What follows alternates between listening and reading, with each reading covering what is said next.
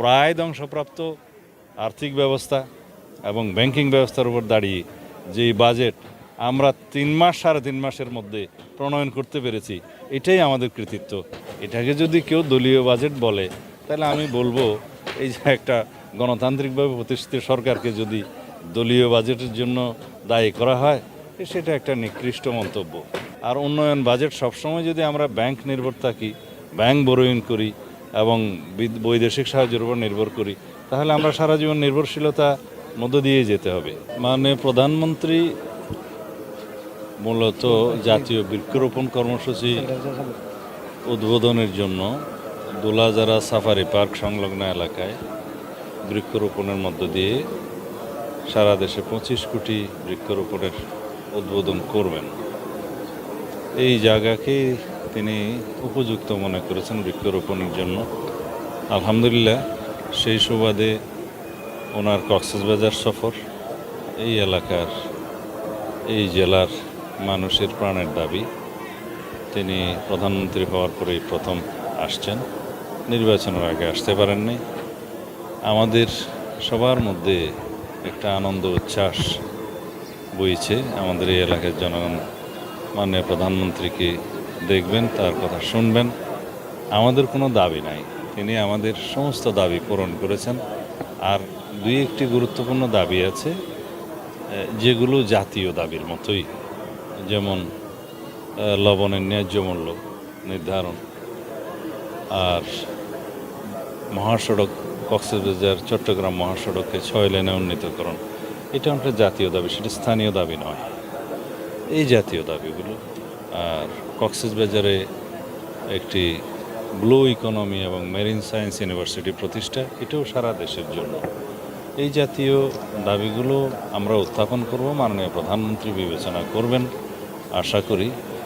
আমাদের এই এলাকার মানুষের জন্য, এই জেলার জন্য আমাদের নেতা শহীদ রাষ্ট্রপতি জিয়াউর রহমান যা করে গেছেন, দেশনেত্রী বেগম খালেদা জিয়া যা করে গেছেন, এবং আমাদের মাননীয় প্রধানমন্ত্রী তাদের সুযোগ্য উত্তরসূরি হিসাবে যা ইতিমধ্যে দিয়েছেন, তাতে আমাদের প্রায় সকল দাবি পূর্ণ হয়েছে।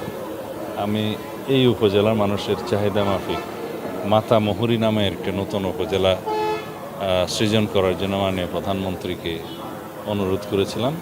ইতিমধ্যে সেটা নিকার সভায় পাশ হয়েছে। স্বাভাবিকভাবেই সেই মাতামুহুরী উপজেলাতে একটা পুলিশের থানাও প্রতিষ্ঠা হবে, একই আদেশ বলে। এবং পেকুয়া, যে উপজেলা আমাদের নেত্রী দেশনেত্রী বেগম খালেদা জিয়া 2002 সালের প্রথম দিকে ভিত্তিপ্রস্তর দিয়েছিলেন, সেই উপজেলার বয়স আজকে 25 বছর পার হয়ে গেছে। সেই উপজেলায় ওই উপজেলার মানুষের প্রাণের দাবি পেকুয়া পৌরসভা প্রতিষ্ঠা করা, সেটাও এখন অনুমোদন হয়ে গেছে, প্রতিষ্ঠা হয়ে গিয়েছে। তারও তিনি ভিত্তিপ্রস্তর স্থাপন করবেন। মাতামুহুরী উপজেলা এবং মাতামুহুরী থানার ভিত্তিপ্রস্তর স্থাপন করবেন। আর এইখানে একটি জনসভায় তিনি ভাষণ দিবেন, সেখানে আমরা আমাদের কথা বলবো, তাকে আমরা সম্বর্ধনা জানাবো এবং বাংলাদেশের মানুষের প্রত্যাশা অনুযায়ী আমরা যাতে সারা বাংলাদেশে আমাদের নির্বাচনী ইশতেহার অনুসারে আমাদের সমস্ত প্রতিশ্রুতিগুলো বাস্তবায়ন করতে পারি। মাননীয় প্রধানমন্ত্রী সেই ব্যাপারে সবার উদ্দেশ্যে কথা বলবেন, সহযোগিতা চাইবেন। আমাদের বক্তব্য হচ্ছে, দেশে আইনের শাসন প্রতিষ্ঠা হবে, দেশের উন্নয়ন হবে, জনপ্রত্যাশা অনুযায়ী, আমাদের নির্বাচনী অঙ্গীকার অনুযায়ী আমরা যে জন্য ম্যান্ডেট পেয়েছি জনগণের, সেই সমস্ত প্রতিশ্রুতিগুলো বাস্তবায়ন হবে। এইভাবে আমরা ধীরে ধীরে বাংলাদেশকে একটি উন্নত রাষ্ট্রে পরিণত করব ইনশাআল্লাহ। এদেশের মানুষের প্রত্যেক মানুষের 2 হাতকে কর্মের হাত হিসেবে প্রতিষ্ঠিত রূপান্তর করা হবে। এটাই আমাদের ইচ্ছা, আমাদের জনগণের প্রত্যাশা এবং আমাদের অঙ্গীকার। বাজেটকে নাকি মাননীয় দলীয় বাজেট বলা হচ্ছে, যে বাজেট বহুল প্রতীক্ষিত বাজেট নতুন সরকারের হয়েছে, এটি নিয়ে মানুষের মধ্যে যেমন আলোচনা রয়েছে, তেমনি বিরোধী দলীয় কিছু ভাই বা নেতাকর্মীরা বলছেন যে এটি বিএনপির দলীয় নেতাকর্মীদের জন্য এই বাজেট হয়েছে। আসলে বাজেট নিয়ে যদি আপনি কিছু বলতেন। নিত্য প্রয়োজনীয় পণ্য সামগ্রীর দাম কমবে, এটা কি বিএনপির জন্য করা হয়েছে? এটা সারা বাংলাদেশের তৃণমূল পর্যায়ের সমস্ত নিম্নবিত্ত মধ্যবিত্তের সাধারণ জনগণের চাহিদা যে প্রত্যেকটি নিত্য প্রয়োজনীয় পণ্য সামগ্রীর মূল্য কমবে। তো এই বাজেট কি গণমুখী না, দরিদ্রমুখী বাজেট না, জনপ্রত্যাশা অনুযায়ী বাজেট না? অবশ্যই।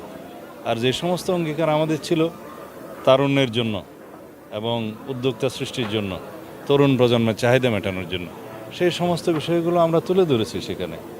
এই বাজেটে আয় মানে রাজস্ব আয় যেভাবে কমানো হয়েছে, আবার রাজস্ব আয়ের পরিধি অনেক বৃদ্ধি করা হয়েছে। তার মধ্য দিয়ে রাজস্ব আয় বৃদ্ধি পাবে। রাজস্ব আয় বৃদ্ধি পেলে উন্নয়ন বাজেটে রাজস্ব আয়ের অবদান থাকবে। আর উন্নয়ন বাজেট সবসময় যদি আমরা ব্যাংক নির্ভর থাকি, ব্যাংক বরোইন করি এবং বৈদেশিক সাহায্যের উপর নির্ভর করি, তাহলে আমরা সারা জীবন নির্ভরশীলতা মধ্য দিয়ে যেতে হবে।